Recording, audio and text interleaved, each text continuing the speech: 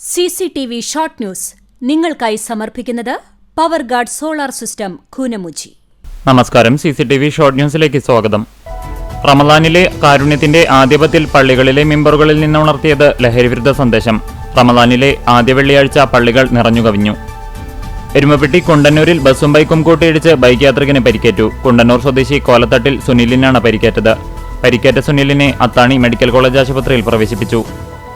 Typhoid മരണം report ചെയ്ത വടക്കേക്കാട് പഞ്ചായത്ത് കൊച്ചന്നൂരിൽ ആരോഗ്യ വിഭാഗത്തിന്റെ നേതൃത്വത്തിൽ പ്രതിരോധ പ്രവർത്തനങ്ങൾ ഊർജിതമാക്കി. ആദ്യഘട്ട പ്രവൃത്തികൾ അവസാനിപ്പിച്ചപ്പോൾ പുതിയ കേസുകൾ ഒന്നും ഇല്ലാതായതിന്റെ ആശ്വാസത്തിലാണ് ആരോഗ്യ പ്രവർത്തകർ. പെരിയമ്പലം 310 റോഡിൽ അനധികൃതമായി പ്രവർത്തിക്കുന്ന കള്ളുഷാപ്പ് അടച്ചുപൂട്ടാത്തതിൽ പൊന്നിയൂർ പഞ്ചായത്ത് യോഗത്തിൽ UDF പ്രതിഷേധം.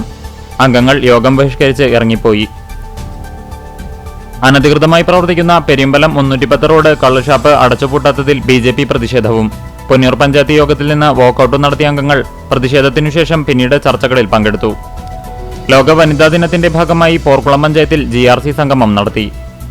ഫിഷറീസ് വകുപ്പ് നടപ്പിലാക്കുന്ന ജനകീയ മത്സ്യകൃഷി പദ്ധതിയുടെ ഭാഗമായി വടക്കേക്കാട് പഞ്ചായത്തിലെ 20 കർഷകർക്ക് 6000 മത്സ്യവിത്ത് നൽകി. തൊഴിയൂർ CMUP സ്കൂളിൽ പഠനോത്സവം വിപുലമായ പരിപാടികളോടെ ആഘോഷിച്ചു. ജനകീയാസൂത്രണ പദ്ധതി പ്രകാരം വടക്കേക്കാട് പഞ്ചായത്തിൽ മുട്ടക്കോഴി വിതരണം നടത്തി.